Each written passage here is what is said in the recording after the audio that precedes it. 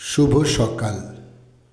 আজ 5ই পৌষ 1431, ইংরাজির 21শে ডিসেম্বর 2024। ভারতের পাঞ্জাবের সুবাহদার ভগবান দাসের পালিত পুত্র ছিলেন রাজা মানসিংহ। 21শে ডিসেম্বর 1550 রাজস্থানের আমিরে তাঁর জন্ম হয়। তিনি মোগল সম্রাট আকবরের সেনাপতি ও বাংলার সুবাহদার ছিলেন। 1605 ফেব্রুয়ারি মাসের তিনি আগ্রার উদ্দেশ্যে যাত্রা করেন এবং আকবরের শেষ দিনগুলিতে তিনি সেখানেই অবস্থান করেন। পরবর্তী সম্রাট জাহাঙ্গীর আবার তাকে বাংলার সুবাহদারিতেই বহাল করেন। হিন্দু কলেজ, যার বর্তমান নাম প্রেসিডেন্সি বিশ্ববিদ্যালয়, তার অন্যতম প্রতিষ্ঠাতা গোপীমোহন ঠাকুরের পুত্র প্রসন্ন কুমার ঠাকুরের আজ জন্মদিন। 21শে ডিসেম্বর 1801 কলকাতায় তিনি জন্মগ্রহণ করেন। তিনি ছিলেন ঊনবিংশ শতাব্দীর সমাজ সংস্কারক। রক্ষণশীল সংস্থা গৌড়ীয় সমাজের তিনি প্রতিষ্ঠাতা সম্পাদক। তা সত্ত্বেও তিনি রামমোহন রায়ের সতীদাহ প্রথা বিলোপে অংশগ্রহণ করেছিলেন।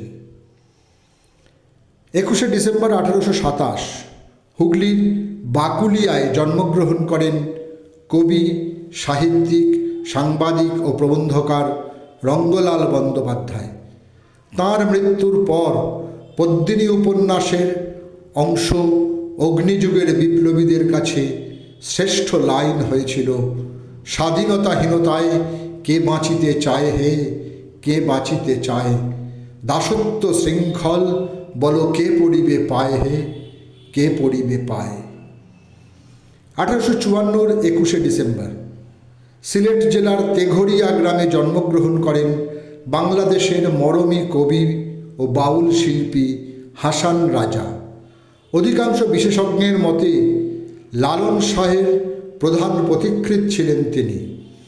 দর্শন চেতনার নিরিখে লালনের পর যে বৈশিষ্ট্যপূর্ণ নামটি আমাদের কাছে আসে, তিনি হাসান রাজা। আজ 21শে ডিসেম্বর সঙ্গীত শিল্পী প্রতিমা বন্দ্যোপাধ্যায়ের জন্মদিন। সময়টা 1934। বাংলা গানের স্বর্ণযুগের মধুকণ্ঠী শিল্পী ছিলেন তিনি। হেমন্ত মুখোপাধ্যায় ছিলেন তাঁর গুণগ্রাহী। তিনি বলেছিলেন, সে বাঁশরি কণ্ঠী, তাই সা থেকে সা তার চাইতে সুরে আর কেউ গাইতে পারে না। 21শে ডিসেম্বর 1914 ইহলোক ত্যাগ করেন ঊনবিংশ শতকের বাংলা আখ্যান কাব্য রচয়িতাদের অন্যতম কবি নবীনচন্দ্র দাশ। তাঁর বিশিষ্ট কাব্যগ্রন্থগুলি হল পিশাচোদ্ধার, অযোগ্য বিবাহ, কালিদাসের বিদ্যালাভ, আকাশ কুসুম, রঙ্গলাল বন্দ্যোপাধ্যায় ইত্যাদি। 21শে ডিসেম্বর 2012 মাত্র 53 বছর বয়সে ক্যান্সার কেড়ে নিল বাংলার বিশিষ্ট পরিচালক যিশু দাশগুপ্তের প্রাণ। চিত্রগ্রাহক হিসেবে কর্মজীবন শুরু করে ধারাবাহিক প্রযোজনা ও পরিচালনা করেন তিনি।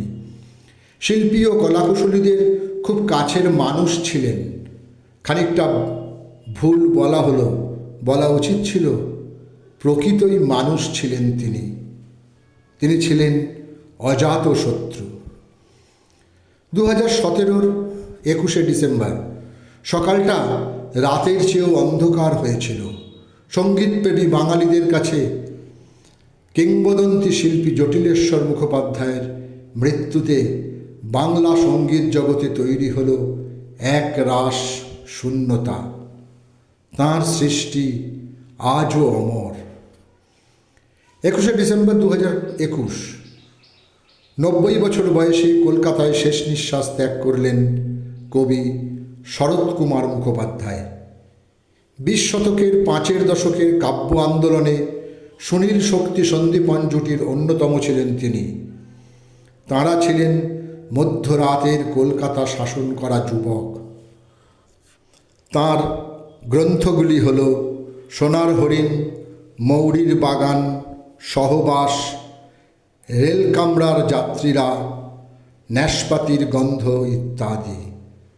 ঘুমের বাড়ির মতন দেশ বইটির জন্য 2008 সালে তিনি সাহিত্য একাডেমি পুরস্কার লাভ করেন। সকলকেই আমার আনত প্রণাম।